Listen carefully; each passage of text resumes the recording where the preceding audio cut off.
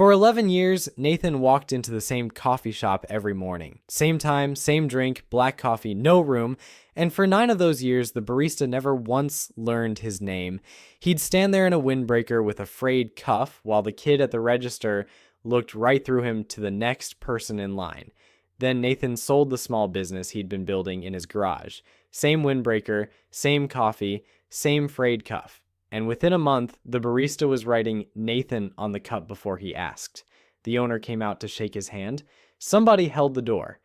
Nothing about Nathan changed. Not his order, not his face. The only thing that changed was a number nobody in that shop could even see. And here's the uncomfortable part. You already know which version of a person gets their name on the cup. We all know. We just don't say it out loud. This isn't a video about money. It's about what money does to the people standing around you. My name is Nick, and I've spent an embarrassing amount of my life studying the gap between what people say money does and what it actually does. And the thing nobody tells you is that wealth doesn't just change your bank balance. It changes the behavior of every single person who finds out about it.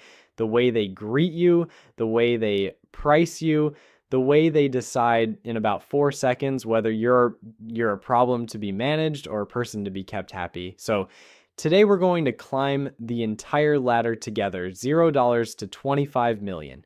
And at every rung, I'm going to show you exactly how the people around you start treating you differently, why they do it, and what it quietly costs you in the other direction. Because here's the part that'll stick with you. Some of the worst treatment happens at the bottom, and some of the loneliest treatment happens at the very top.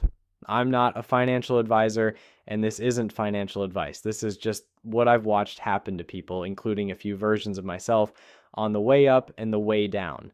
Let me start with the number that breaks everyone's brain. In 2022, the Federal Reserve ran its big survey of how much American families are actually worth, and the average family net worth came out to about $1,280,000, $1 million. Sounds like we're all secretly loaded, right? Except that's the average, and the average is a liar because the median family, the one standing exactly in the middle with half of America richer and half poor, that family was worth about $235,000, not $1 million, $192,000. So the average is more than 5 times higher than the typical person. And the reason for that gap is the whole video. A small number of people at the top are so wealthy that they drag the average into the sky, while the actual middle of the country is standing way, way down at ground level, wondering why they don't feel like millionaires. They don't feel like millionaires because they're not. The math just makes it look that way from a distance. Hold on to that gap. We're going to spend the next 40 minutes climbing across it, and somewhere in the middle, I'm going to answer a question I want you to start chewing on right now. At what exact dollar amount does a person stop being able to tell who actually likes them?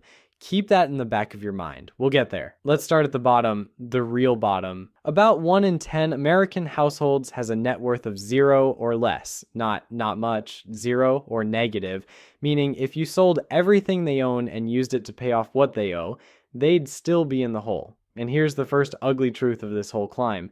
When you have nothing, the world doesn't treat you with pity, it treats you with suspicion. Watch what actually happens. You walk into a store in clothes that have seen a few too many wash cycles and somebody follows you down the aisle. Not to help you find the cereal, you go to rent an apartment and they want first month, last month, and a security deposit all at once. A wall of cash right at the exact moment you have the least of it. You bounce one payment and the bank charges you $35 for the crime of being $3 short. So the $3 coffee becomes a $38 coffee, and the only people who ever pay that fee are the people who could least afford the $35. This has a name, it's called the poverty premium, and it's the most backwards thing in personal finance. It literally costs more to be poor. Let me show you the math because it's genuinely insane.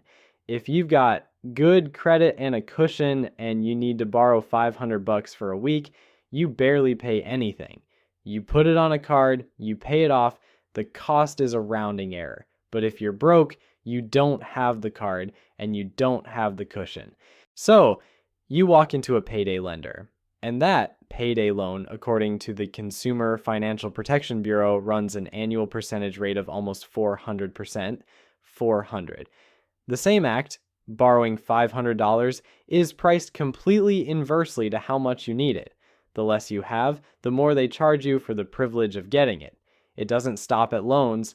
Your car insurance is partly priced in your credit score, which means two people with identical driving records, never had an accident, never got a ticket, pay wildly different premiums, and the poorer one pays more.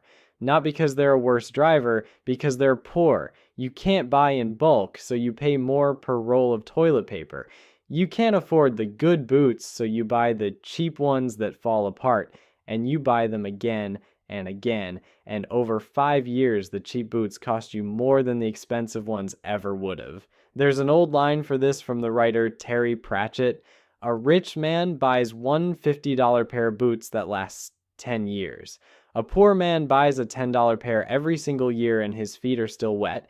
The poor man pays more, gets less, and stays poor partly because of it. Let me give that a face because we're going to come back to her. Call her Denise. Denise buys the $10 boots every November because the $50 pair isn't a thing she can do in one paycheck. Over 5 winters, she spends $50 and her socks are still soaked every January. The rich guy across town spent the same $50 once a decade ago and forgot he ever bought them. Same $50, one person's been dry for 10 years and the other's been cold the whole time. Keep Denise in your head. She's standing at the bottom of this ladder, and the view from down there is the part nobody making these videos ever actually shows you. Being broke isn't just having less money, it's being charged a tax for the sin of not having money, and nobody hands you a receipt for that tax. It just quietly bleeds out of you every month, and the receipt that does exist, your credit report, follows you into rooms that have nothing to do with borrowing money. Some employers pull your credit before they hire you. So picture this for a second. You're broke, which means your credit's wrecked, which means the job that could unbreak you is now harder to get, specifically because you're broke. The condition becomes the reason you can't escape the condition. That's not a bug in the system. That's just how the bottom of the ladder is built. It has walls that lean inward. But here's the part that goes deeper than dollars, and honestly, it's the part that messed me up a little when I first read it. There's a study out of Princeton by a researcher named Susan Fisk that looked at how our brains actually process other people, and what she found is that we sort everyone into a quick mental grid based on 2 things. Are you warm and are you competent? The rich get filed under cold but capable. We envy them, we don't trust them, but we respect them. But the very poor, the homeless, the addicted, the people at the absolute bottom, they get filed somewhere worse. A colleague of hers ran brain scans while people looked at photos of folks living on the street.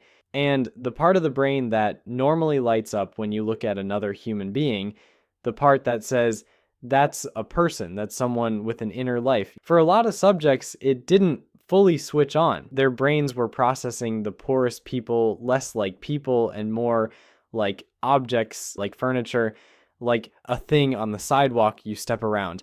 That's not a metaphor. That's a brain scan. That is how brutal the bottom of this ladder is. You're not just poor. To a chunk of the people walking past you, you've stopped fully registering as human.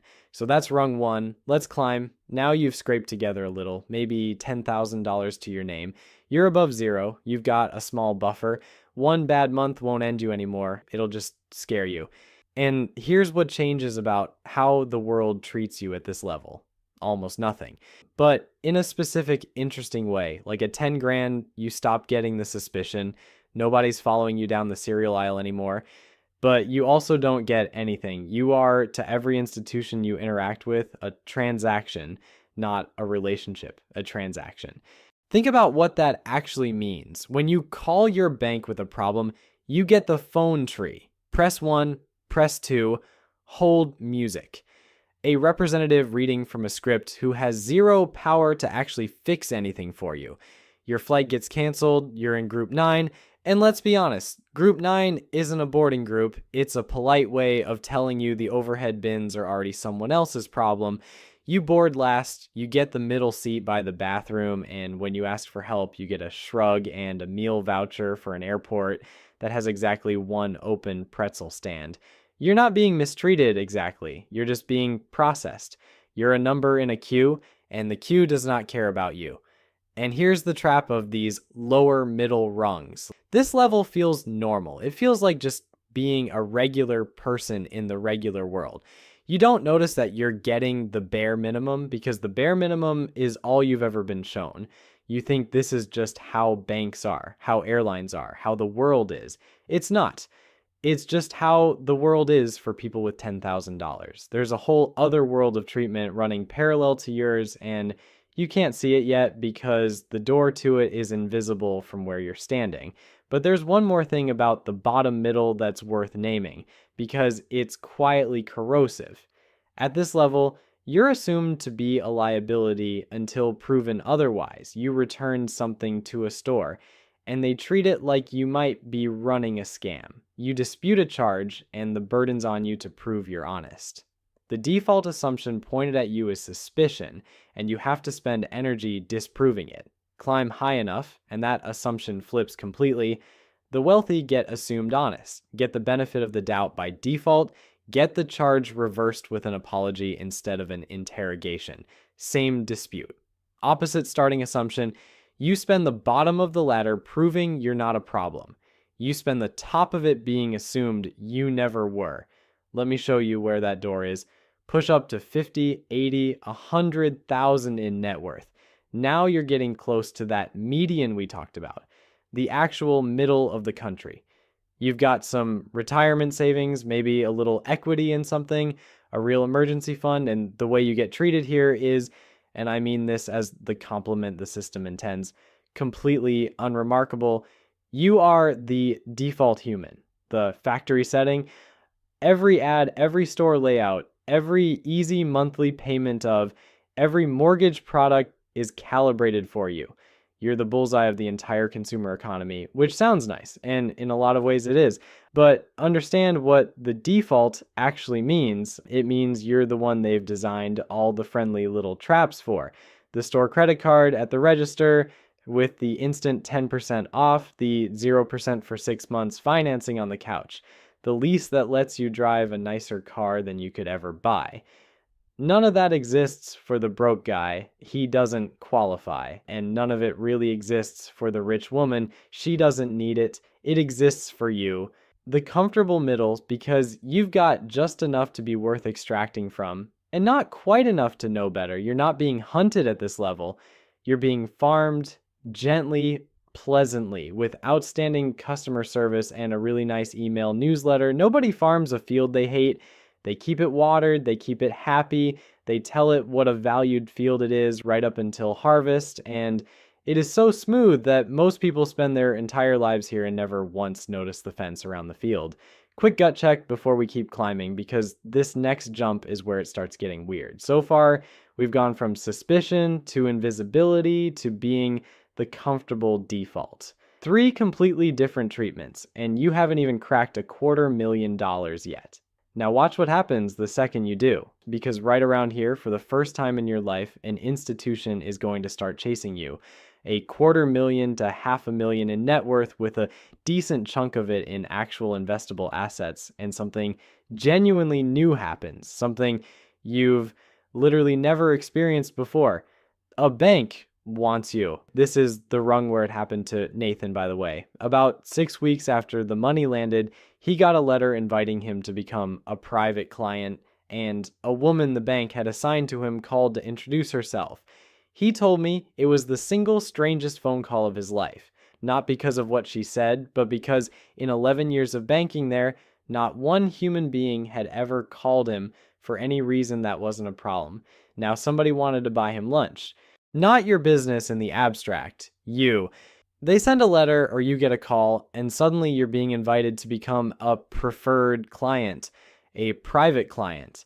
There's a tier now with a nice name, and you're being asked up into it.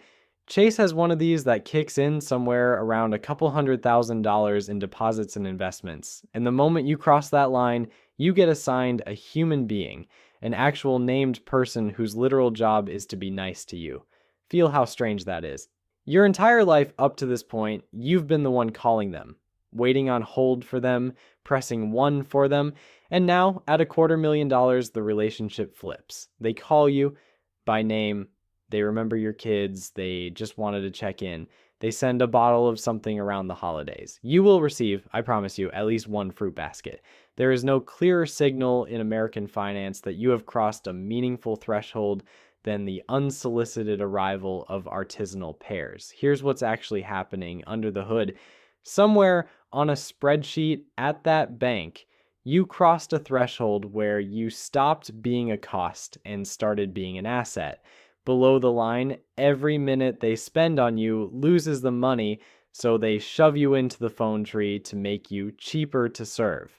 Above the line, every minute they keep you happy makes them money, so they assign you a person to make you feel special. Same bank, same you. The only thing that moved was which side of one invisible line your balance landed on. I'm going to give that line a name because it runs underneath this entire video, and once you see it, you can't unsee it. Call it the profit line. Below the profit line, you cost the institution money, so they make you cheaper to deal with. The phone tree, the script, the shrug. Above the profit line, you make the institution money, so they make you feel wonderful, the name, the call, the fruit basket. Every single tier from here up is really just a story about how far above the profit line you've climbed and what people are willing to do to keep you there. And you can watch this flip in real time with something as simple as a loan. Take 2 people who walk into the same bank on the same day, both asking to borrow money. The first one's broke, so the bank sees risk and prices it like risk, high rate, mountains of paperwork, maybe a no.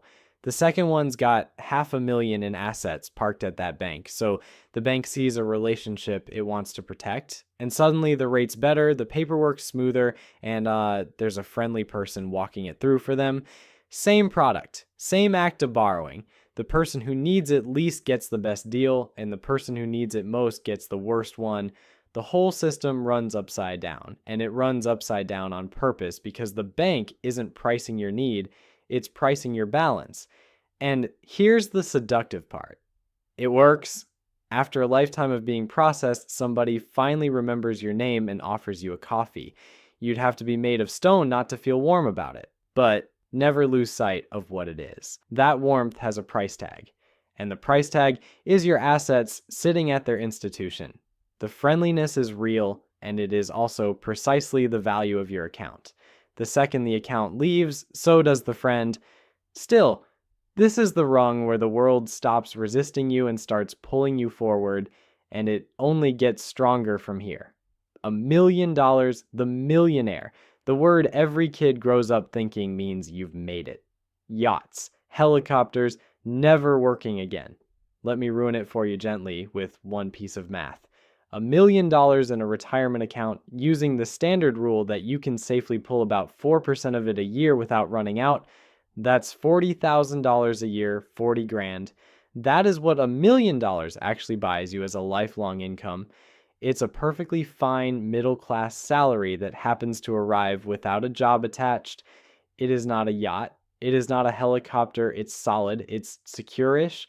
But millionaire as a word is writing a check that millionaire as a number absolutely cannot cash. About 22% of American households have crossed the $1 million line, more than 1 in 5. The word still sounds like royalty, but the number has quietly become upper middle class. Inflation ate the glamour and left the title. But here is where the human treatment takes its first genuinely dark turn. Because at $1 million, if people find out, and people find out, the phone calls start. Not from the bank this time, from your own family. For Nathan, it was a cousin he hadn't spoken to in 3 years who suddenly remembered his number. The call opened with, "We should really catch up more," and closed about 9 minutes in with a business idea. Nathan said the worst part wasn't the ask. It was that he spent the whole 9 minutes waiting for it, so he never actually heard a word about how the guy was doing. It starts soft. A brother who's going through a rough patch and could really use a few thousand just till he's back on his feet. A cousin with a can't-miss business idea who just needs a little seed money from someone who believes in him. A parent who never ever asked you for anything suddenly mentioning very casually how expensive the medication's gotten, and none of these people are villains.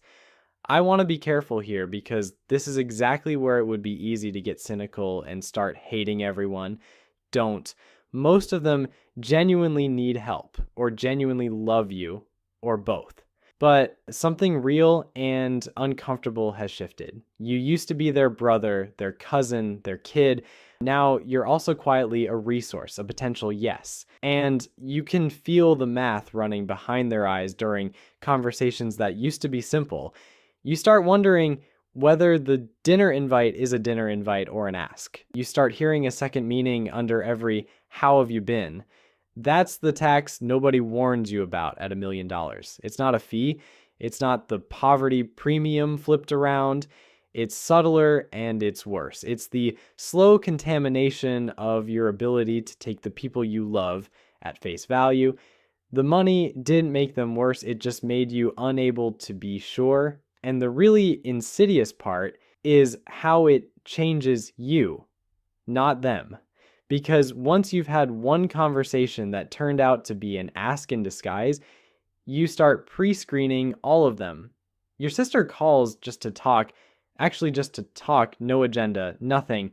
And you spend the first 5 minutes waiting for the pivot that never comes. You've started auditing the people who love you for motives they don't even have. The money built a little interrogation room in the back of your head, and now everyone you care about gets walked through it whether they deserve it or not. Nobody asked you to install that room. It just came free with the balance. And I promise you that question, can I still trust this, only gets louder the higher we go. Now hold on, because there's a question we've been skipping past, and it's a big one. This whole video runs on the idea that people treat you differently once they know how much you've got. But how do they know? Nobody walks around with their net worth tattooed on their forehead. The barista never saw Nathan's bank statement. So how does the world figure out which rung you're standing on? And the answer is genuinely weird because the signals flip as you go up. Down low, people broadcast when someone first comes into a little money. The instinct is almost always to make it visible. The logo on the bag turns so you can read it. The car badge, the watch with a name everyone's supposed to recognize. There's a name for this. An economist named Thorstein Veblen called it conspicuous consumption over 100 years ago, and the whole point of it is being seen to spend. The product isn't really the product. The product is the message. I have arrived. Please update how you treat me accordingly. And here's the thing. It kind of works in the short term on strangers, flash the right signals, and a certain crowd will treat you like you're richer than you are, which is exactly why an entire industry exists to rent those signals to people who don't have them. The Lamborghini you rent by the hour for the photo, the watch you finance. People will go into actual debt to manufacture the appearance of a rung they haven't reached, because the better treatment is that seductive. But here's the twist, and it's the tell that separates people who have money from people performing it. The genuinely quietly wealthy, especially old money that's been around long enough to get bored of itself, tend to signal less, not more. The richest person in the room is very often the one in the plain sweater and the unbranded everything. No logos, nothing you could point to. Because once you're truly secure, you stop needing strangers to know. The performance is for people who are still climbing. The silence is for people who've arrived and have nothing left to prove to a stranger. There's a writer, Elizabeth Currid Halkett, who put a sharp point on this. She argues the real elite stop signaling with objects at all. They signal with things you can't see in a photograph, where the kids go to school, the doctor they have access to, the time they have, the things they know. Invisible spending. Status that's completely legible to other insiders and completely invisible to everyone else. So the loud guy in the logos, often climbing. The quiet woman you'd never look at twice. Well, sometimes she's the one with the family office. And the signals don't just get quieter as you go up. They go underground. Keep that in your back pocket because it explains a lot about the next few rungs. And the higher we climb now, the less the wealth announces itself. And the more the treatment happens behind closed doors you didn't even know were there. Now, here's where it gets genuinely strange, and I want to warn you before we step into it, because everything up to this point has had a logic you could feel in your own life. What's coming next does not. From here up, the rules of normal human interaction start quietly suspending themselves around you, one at a time, and the wild part is how fast you stop noticing. By the end of this next stretch, I'm going to show you the exact moment a person forgets the game was ever rigged in their favor, and the psychology study that proves almost all of us would forget it too. $5 million. Now you're genuinely rich. Not millionaire rich, which we just established is a polite fiction. Actually rich. You're in roughly the top 5 or 6% of the entire country. Work is optional. 5 million at that same 4% rule throws off 200,000 a year without you lifting a finger. And that's before the money keeps growing underneath you. And at 5 million, the single most important thing that changes is this. You stop hearing the word no. Think about how much of normal life is built out of small no's. That table's reserved. That's against policy. That flight's full. The doctor can't see you for 3 weeks. Regular life is 1,000 tiny walls you bump into every day. Nathan never got to 5 million. He sold for less than that, and he'd be the first to tell you so.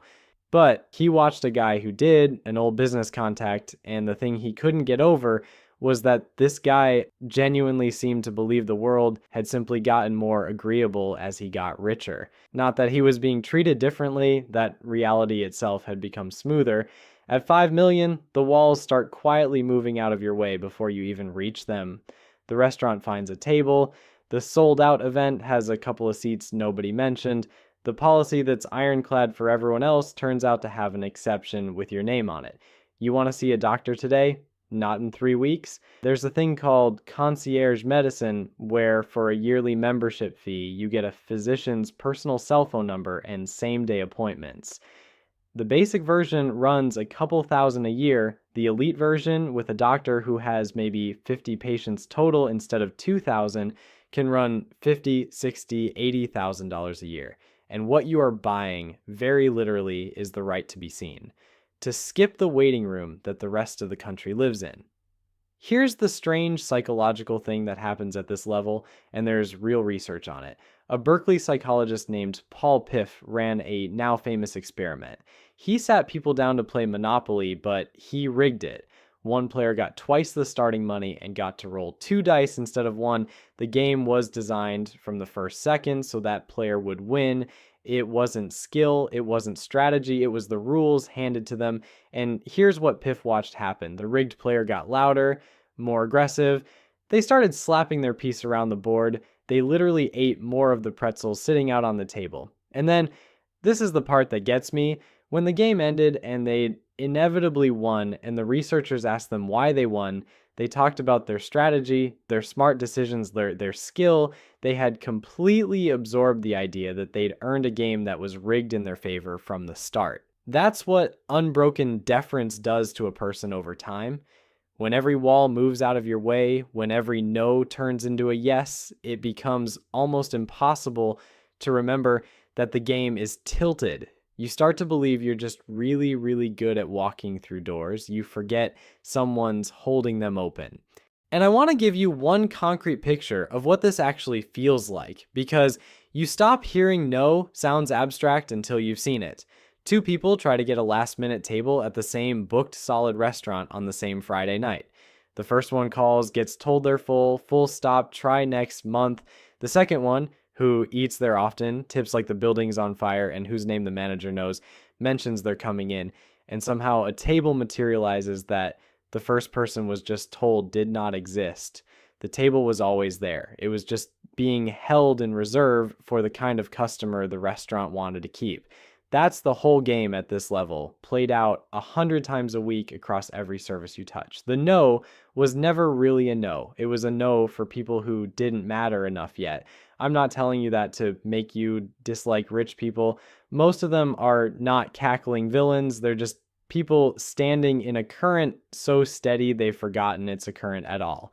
And that current is about to get strong enough to wash some important things away. Before we hit the top of the climb, I have to show you a dimension of this that has nothing to do with whether people smile at you, because it's the part with the sharpest teeth. Up to now, we've mostly talked about social treatment, deference, friendliness, name on the cup stuff, but money doesn't just change how warmly you're treated, it changes the actual rules that get applied to you. Or more precisely, it changes whether the rules can reach you at all. Here's the cleanest way to see it. Go back to Denise for a second, the woman with the wet socks from the bottom of the ladder. Say her landlord keeps her $800 deposit when she moves out for damages that are really just a fresh coat of paint. Denise is right, the law is on her side.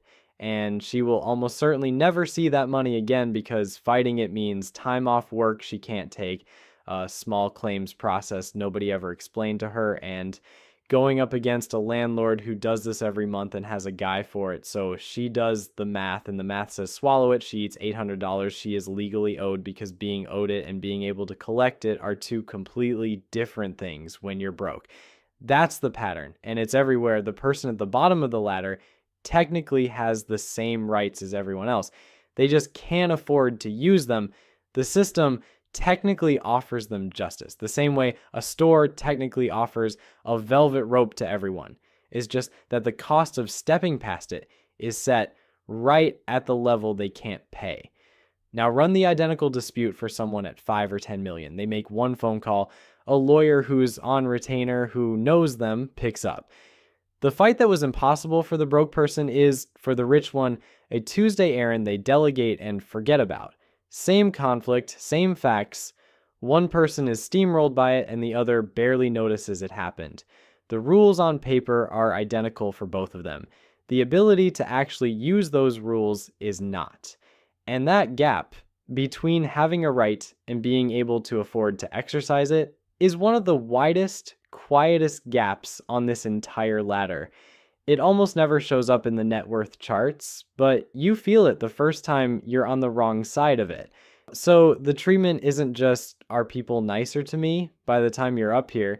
It's, do the consequences that bind everyone else actually bind me? And for a lot of things, the honest answer becomes less and less. The system was always there. Money just buys you the means to make it work for you instead of grinding you down. $10 million, you're now in roughly the top 2% of the country. And at 10 million, a new kind of institution opens its doors to you, and a new kind of problem moves into your house. The institution first. At 10 million in investable assets, you're no longer just a private client with a friendly banker. You qualify for actual private wealth management at the big firms, the JP Morgan Private Bank, Goldman's Private Wealth Division. Their doors tend to open right around this 10 million mark. You're not being sold products off a shelf anymore. You've got a team, people who manage your money, sure, but also people who will help with your taxes, your estate, the structure of your entire financial life. You have functionally been upgraded from customer to client to something closer to a principle that other people work for. Now, the problem that moves in, remember that question I told you to keep in the back of your mind way back at the beginning? At what dollar amount does a person stop being able to tell who actually likes them? For a lot of people, this is the rung where it lands, around here. Because at $10 million, you can't really hide it anymore. The house gives it away. The car, the vacations, the school the kids go to. And once it's visible, every new person who enters your life enters with an asterisk. And before you write this off as a rich person's imaginary problem, sit with it for a second, because you already know this feeling in miniature. You've had the moment where someone's suddenly very friendly right before they ask you for a favor. You've wondered if a compliment was a compliment or a setup. Now take that small familiar flicker of doubt and make it the background hum of every new relationship you'll ever have. The new friend who's so easy to talk to, is that real? Or are they working an angle? The romantic partner who showed up right after the money did, do they love you or do they love the life? You genuinely cannot know. And the cruelest part is that the nicest, most generous version of you, like the one who picks up every check, who flies friends out, who's wildly generous because you can be, That version makes it even harder to tell because now everyone has a reason to keep you happy. This is why, at this level, relationships start getting lawyers attached to them, the prenup before the marriage, the trust with conditions baked in, the careful structuring of what the kids get and when, because you're genuinely worried that handing them everything will hollow them out. Distrust stops being an emotion and becomes paperwork. It becomes a permanent feature of how you do love. There's a study out of Boston College where researchers surveyed seriously wealthy households, many right in this range and above, and asked them, essentially, are you okay? And what came back was not a portrait of carefree people on yachts. It was anxiety, isolation, a constant low-grade worry about whether their own children would be ruined by the money, and a deep uncertainty about who their real friends even were. People with more money than they could spend in a lifetime, lying awake wondering if anyone in their life would still be there if the money vanished tomorrow. That's the question mark. And it doesn't get answered by more money. If anything, more money just makes it bigger. So let's sit in that for a second, because I think it's the most important thing in this entire video. And it's the thing almost nobody tells you when you're young and grinding and certain that more money will fix everything. For most of this climb, money has been buying you better treatment. At the bottom, it bought you out of contempt. In the middle, it bought you out of invisibility. Higher up, it bought you out of every no, out of every waiting room, out of every wall. And all of that is real. I'm not going to stand here and pretend money doesn't matter because the poverty premium is real and the 400% payday loan is real and being treated like furniture is real. And money absolutely, genuinely buys you out of all of it. Anyone who tells you money doesn't matter has never been on the wrong side of that brain scan, but somewhere up the ladder, the thing money buys quietly changes. It stops buying better treatment and starts buying a very specific kind of doubt. The richer you get, the better the world treats you, and the less you're able to believe that any of it is about you. Everyone's nicer and you trust it less. That's the trade. And no number on the spreadsheet tells you it's coming. Now, if you've watched this far, you're clearly not someone who just wants to be told money is magic and everything's fine. You want to understand how this stuff actually works under the hood. And here's something worth knowing. The exact video you're watching right now, the kind of finance breakdown that takes a topic everyone thinks they understand and actually digs into the math and the psychology behind it, is a thing a regular person can learn to make. People are quietly building channels exactly like this one and turning them into real income, and most of them aren't finance experts and don't show their faces. That's the single question I get more than any other. How do you actually make these?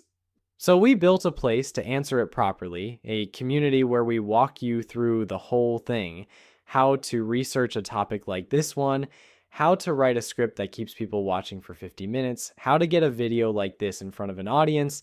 If that's something you've been quietly curious about, the link's in the description. No pressure, it's just there if you want it. Now let's finish the climb, because the top rung is the strangest one of all. $25 million. Now, you're in roughly the top 1/4% of the entire country. 1 in 400. And at this level, something happens that's different in kind, not just degree, from everything below it. You don't just get treated differently anymore. You get separated. Around 25 million is where a thing called a family office starts to make sense. A small company that exists for the single purpose of managing your wealth and your life. Below this, you hire professionals one at a time. At this level, you build or buy into an entire organization whose only client is you. They handle the investments, the taxes, the properties, the travel, the staff, sometimes the kids' tuition, and the charitable giving and the thing that broke on the third house. An institution that exists, top to bottom, to serve one family.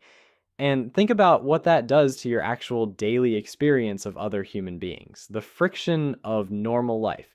The friction that, remember, is where most human contact actually happens, which is now almost entirely gone.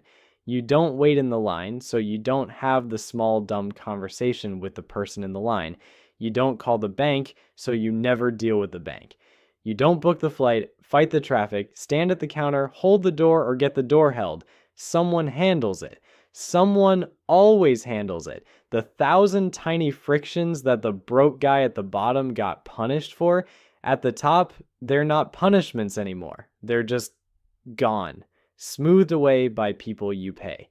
And here's the trap inside the luxury, the thing that took me a long time to really understand. Every one of those frictions you've eliminated was also a point of contact with the rest of humanity. The barista who learned Nathan's name only learned it because Nathan stood at a counter like everyone else. Take away the counter, and you take away the barista.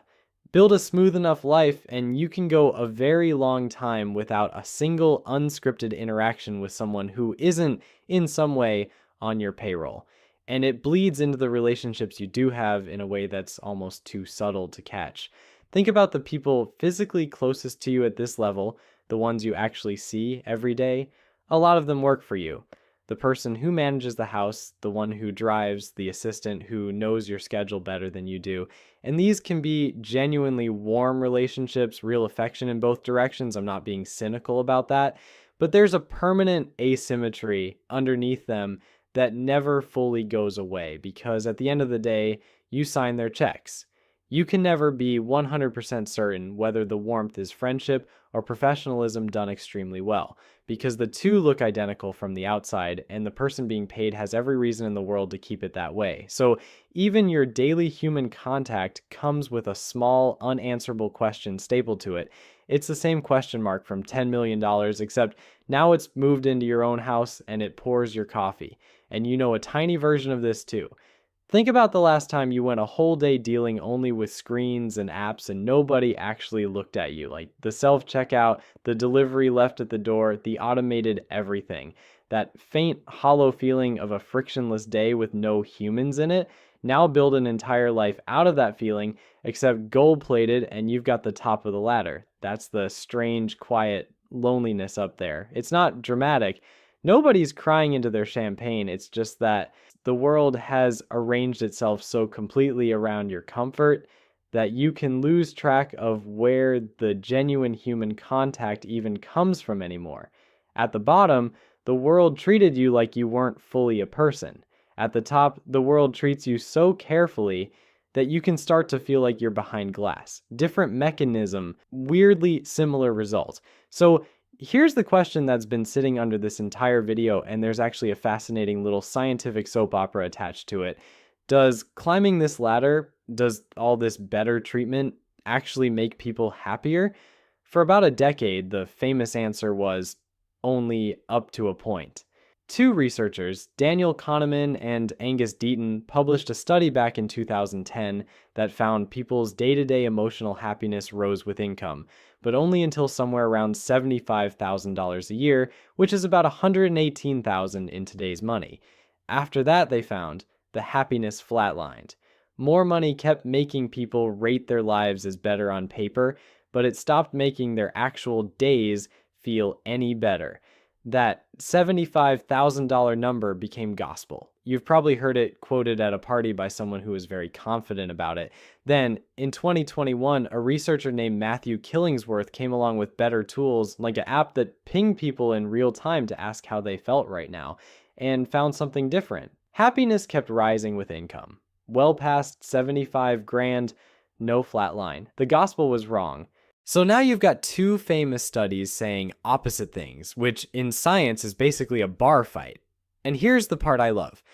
Instead of feuding, the researchers got in a room together. Kahneman, the guy whose study said it flatlines, and Killingsworth, the guy whose study said it doesn't, and they worked it out. They published the reconciliation in 2023, and the answer turned out to be more interesting than either original. For most people, money does keep buying happiness basically all the way up. The more you have, the better you tend to feel. But there's a specific unhappy minority. People carrying real pain that isn't about money, grief, loneliness, heartbreak, the stuff money genuinely cannot touch. And for them, the happiness does flatten out. More money stops helping because money was never the thing that was hurting them. Picture two people who both just crossed $5 million in the same month.